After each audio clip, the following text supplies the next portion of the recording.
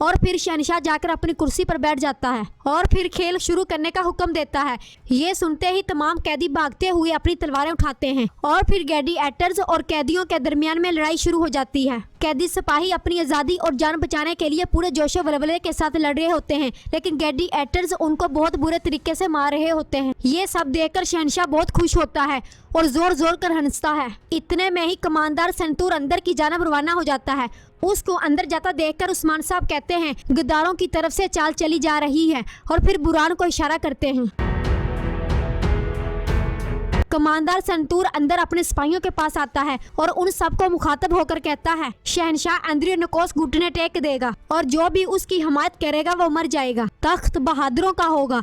आज रोम के लिए हम खून बहाएंगे। और फिर वो अपनी तलवार बुलंद करके कहता है रोम के लिए, आज रोम के लिए नया सूरज तलू होगा। ये देखकर उसके तमाम सिपाही भी नारा बुलंद करते हैं रोम के लिए, रोम के लिए। और फिर कमांडर संतूर तमाम सिपाहियों को लेकर बाहर की जानब रवाना होता है।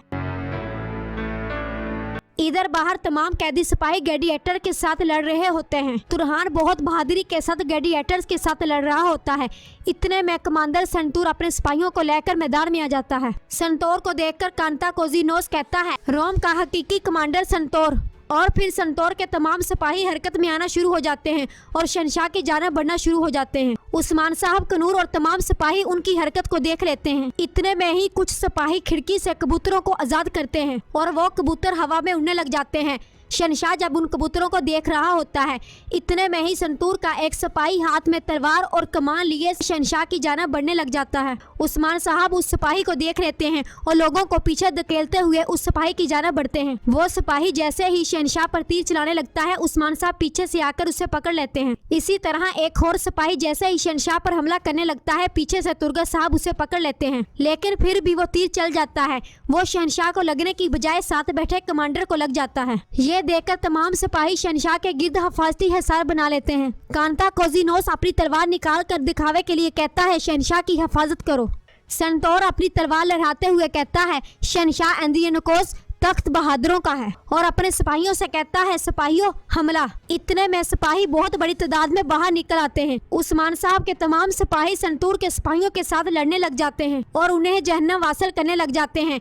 उस्मान साहब और बुरहान भी मैदान में कूद पड़ते हैं और अपने कपड़े हटा देते हैं और संतूर के सिपाहियों पर हमलावर हो जाते हैं और उन सब को जहन्नम वासल करने लग जाते हैं। शहनशाह जब संतूर को लड़ते हुए देखता है तो कहता है गद्दार, गद्दार तुम्हारी हिम्मत कैसे हुई।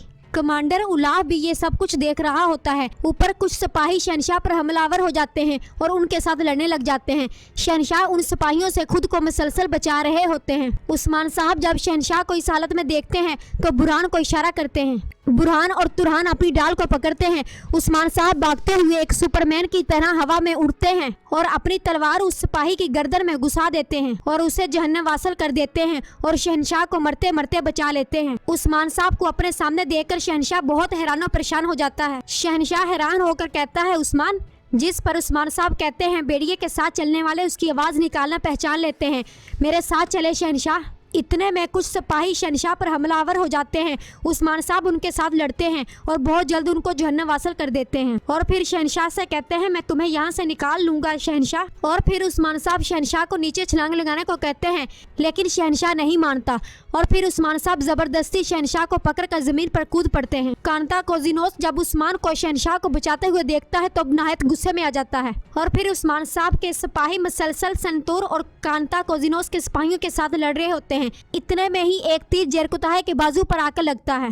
तुर्गत साहब जेरकुताहे को पकड़ते हैं और कहते हैं क्या तुम ठीक हो भाई। जिस पर जेरकुताहे कहता है हाँ मैं ठीक हूँ। संतूर जब देखता है कि उसके तमाम सिपाही जहन्नम वासल हो रहे हैं तो वो अंदर की जानब भागने लग जाता है। संतूर को भागते हुए देखकर तुर्गत भी उसके पीछे भागता है। ये सब देखकर कांताकोजिनोस भी उनके पीछे जाता है। कमांडर उलोफ जब ये सब कुछ देखता है तो अंदर ही अंदर नहायत खुश होता है। उस्मान साहब एक तलवार उठाकर शहनशाह को पकड़ाते हैं और कहते हैं जब तक मदद नहीं आती हम आपके साथ रहेंगे शहनशाह। और उस्मान साहब के तमाम सिपाही बहादुरी के साथ लड़ रहे होते हैं। अंदर जब संतोर भाग रहा होता है तो पीछे से कांताकोजिनोस आ जाता है और संतोर को पुकारता है। संतोर कांताकोजिनोस को देखकर गुस्से से कहता है घटिया आदमी, और कांताकोजिनोस पर हमलावर हो जाता है और उसकी गर्दन पर अपना चाकू रख देता है और गुस्से से कहता है तुमने हमारे साथ गद्दारी की है कांताकोजिनोस। जिस पर कांताकोजिनोस कहता है पुरस्कून हो जाओ संतोर, मैं तुम्हें बचा लूंगा। जिस पर संतोर कहता है तुम मुझे जाने दोगे वरना मैं तुम्हें कुचल दूंगा। इतने में तुर्गत साहब पीछे आ रहे होते हैं और कह रहे होते हैं इसे भागने मत देना सिपाहियों। कांता कोजिनोस जब तुर्गत की आवाज सुनता है तो संतोर को पकड़ लेता है तो उसकी गर्दन पर अपना खंजर रख देता है। तुर्गत जब कांता कोजिनोस और संतोर को देखते हैं तो उनकी जानब आते हैं। कांता कोजिनोस तुर्गत को आता देखकर संतोर से कहता है तुम नहीं बोलोगे, मैं तुम्हें जिंदान से निकाल लूंगा, और संतोर को तुर्गत के हवाले कर देता है और कहता है मैंने अभी गद्दार को पकड़ा है, चलो इसे शहंशाह के हवाले कर देते हैं। और वो संतोर को पकड़कर बाहर की जानब रवाना होते हैं। और बाहर उस्मान साहब और उसके तमाम सिपाही संतोर के सिपाहियों के साथ लड़ रहे होते हैं। उस्मान साहब अपने सिपाहियों से कहते हैं हिम्मत करो सिपाहियों। ये देखकर शहंशाह कहता है अब मुझ में और आपके सिपाहियों में मजीद लड़ने की हिम्मत नहीं है। जिस पर उस्मान साहब कहते हैं नहीं, हम डटे रहेंगे। लेकिन वो सिपाही कहाँ हैं जो आपके साथ थे? उसी दौरान शहंशाह के तमाम सिपाही आ जाते हैं और शहंशाह को चारों तरफ से घेर लेते हैं। इसी दौरान तुर्गत साहब संतूर को पकड़कर बाहर आते हैं और उसे शहंशाह के कदमों में गिरा देते हैं। शहंशाह उसे देखकर गुस्से में कहता है कुत्ते, तुम्हारा पटा किसके हाथ में है, बोलो। जिस पर संतूर कहता है ये जानने के बाद भी तुम्हारी मौत रुकेगी नहीं। जिस पर शहंशाह कहता है तुम बोलोगे, और फिर अपने सिपाहियों से कहता है इसे जिंदान में ले जाओ, इसे इतना मारो कि इसे होश आ जाए। शहंशाह के सिपाही संतूर को पकड़कर जिंदान की जानब ले जाते हैं और फिर शहंशाह उस्मान साहब से कहता है उस्मान साहब, मैं अपने महल में आपका इस्तकबाल करना चाहता हूँ। जिस पर उस्मान साहब कहते हैं दावत दी है, अच्छा है, लेकिन हम बगैर दावत के आए थे। और फिर शहंशाह उस्मान साहब और बाकी तमाम सिपाहियों को लेकर महल की जानब रवाना हो जाता है।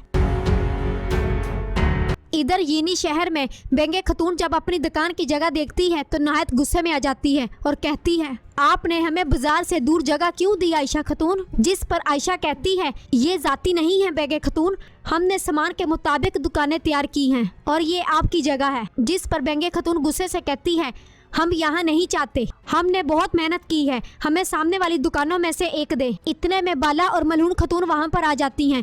मलहून कहती है क्या बात है खवातीन, पूरे बाजार में आप ही का शोर है। जिस पर बेंगे खतून कहती है आपने हमें बाजार से दूर दुकान क्यों दी मलहून खतून? जिस पर बाला कहती है हमने दुकानें मुनज़्ज़म की, हमें निज़ाम की जरूरत है। और फिर मलहून खतून कहती है मुझे सामान के बारे में बताएं बेंगे खतून, वो पहले की तरह नहीं होगा इंशाल्लाह। ये सुनकर एलचैचिक एक जैन निकाल कर दिखाती है और कहती है हमने सामान तैयार किया मलहून खतून, ये अच्छी हालत में है। और फिर मलहून खतून बाला को बताती है ये बेंगे की बेटी है अलचैचिक खतून। जिस पर बाला खुश होकर कहती है खुश आमदीद बेटी।